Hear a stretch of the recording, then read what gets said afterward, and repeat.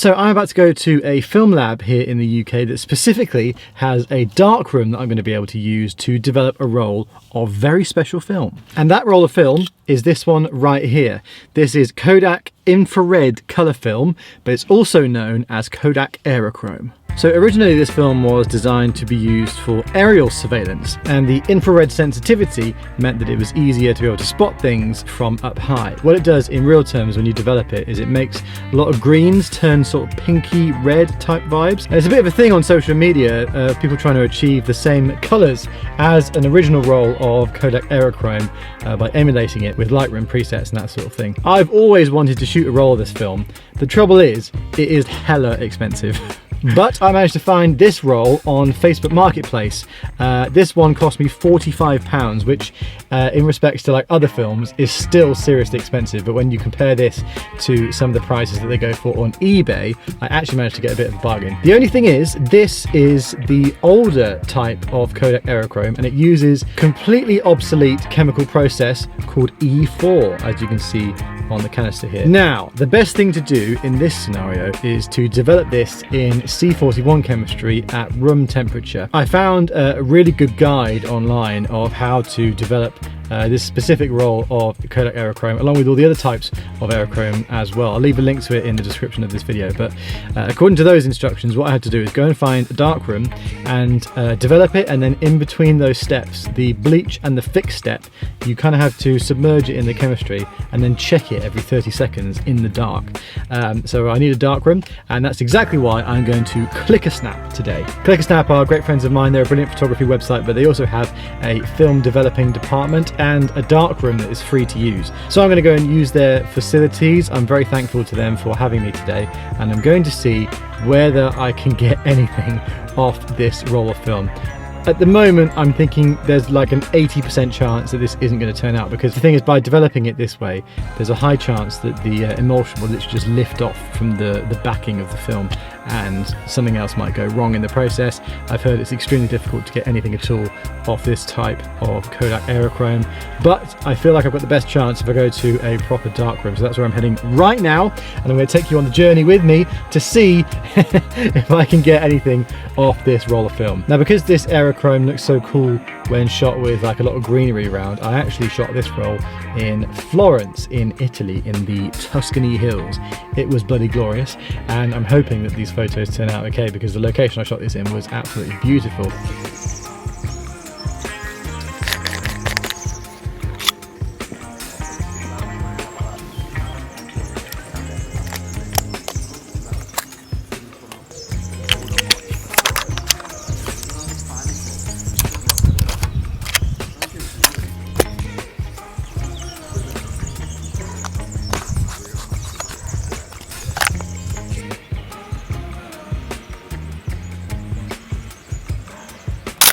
If I can get the AEROCHROME look on those photos, I will be seriously happy, but we shall see. Anyway, I'm going to get the car moving and head down to Dorset to go and visit ClickerSnap in their darkroom, and let's see if we can get some results off this roll.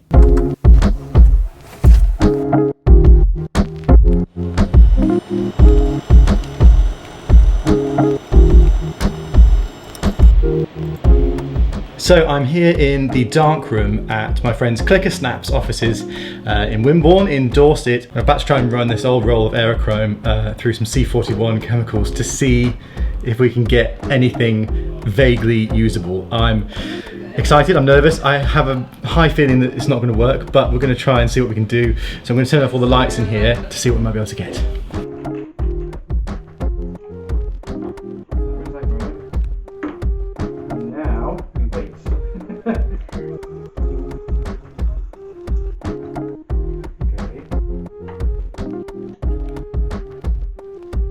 Okay, here we go. Moment of truth. Yeah, go for it. Right. Oh my god, it's like completely red in there. Ready? Shit.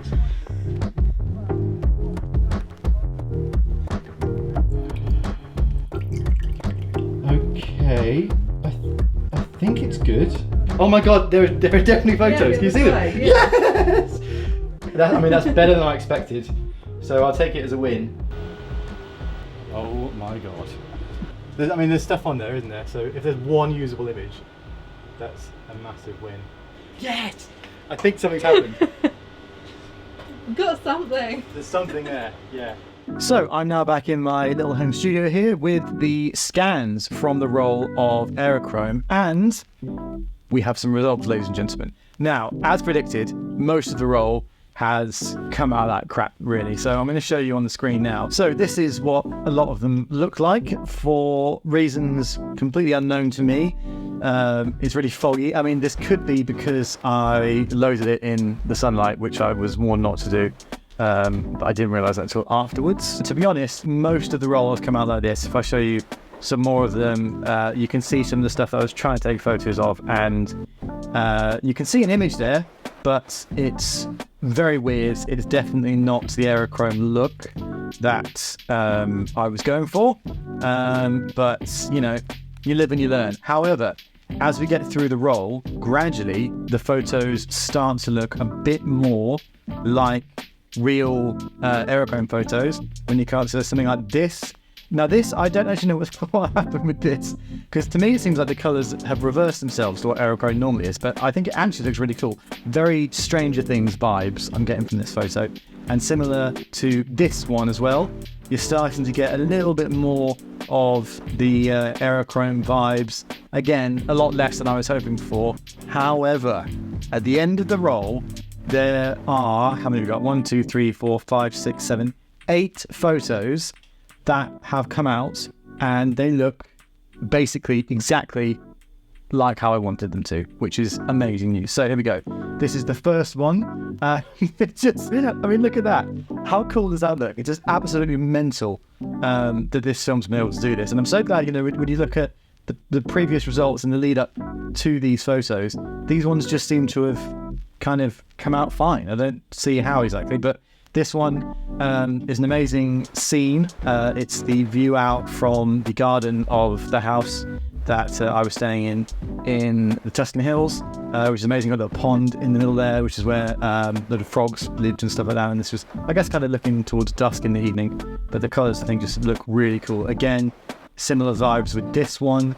This is from the pool, as you can tell there, and you can see the pink flamingo, little inflatable in the pool, has turned a completely weird, like, kind of, I guess, washed out shade of like green or yellow. The trees have turned to like purpley colours, and the bushes in front of those are like more of the sort of pinky reddy vibes that you associate with AEROCHROME. This one actually was taken outside the airport, because I didn't want to take the film through the scanners in the airport, and I still had 1 or 2 shots left to use on the roll. So I just snapped this one of somebody kind of sat down waiting for their flight in the midst of the airport in Florence. Actually, no, this was Pisa Airport. Again, with this one, this is a flower that was just outside the airport that I got a little sort of close-up kind of macro shot of. And the colours, again, have just come out completely wild, exactly like what you'd expect AEROCHROME to be. This one is just a random bush in Italy somewhere. And again, colours just amazing. Here's another one taken sort of on the way to the airport. And again, you know, all of these just come out so wacky and wild. This one, I don't know why the colours are so much different on this one compared to the other ones, because you can see the grass has kind of gone to like a light purple or pinky sort of vibe. And obviously this is a fire hydrant, which was red. It's now yellow. Which is cool. I got my wife to take a photo of me using the film. So there I am. I was wearing a red hat at the time, which again has turned this weird shade of yellow.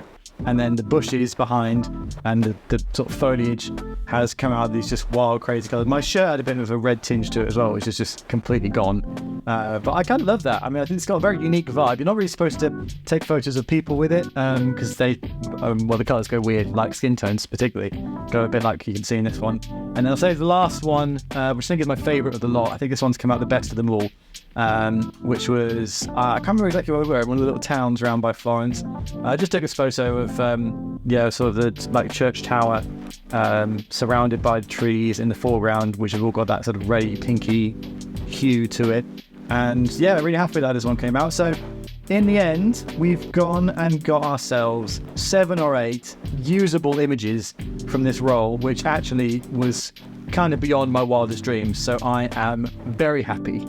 If you enjoyed this video, please do drop a like and subscribe to the channel. My channel is dedicated to all things film photography, and it'd be wicked to see you stick around. Maybe leave a comment as to which photo is your favourite and whether you think I've managed to get anything half decent out of this roll of AEROCHROME. And if you want to see these results in kind of their full res, you can follow me on Instagram, and all my other social media links are in the description of this video. I also have my own film scan presets, which you can download. Again, in the description of this video, you can head there and you can find my website. You'll also find some online courses. You'll be able to buy your own film and film cameras yourself as well. And you can hire me if you're looking for a photographer to shoot any of your projects on film. Otherwise, I guess that's me done. Thank you so much for watching this video. Thank you for returning to the channel. Very excited to be back to making content much more regularly in the near future. And I will see you guys for another video very soon indeed. See you later.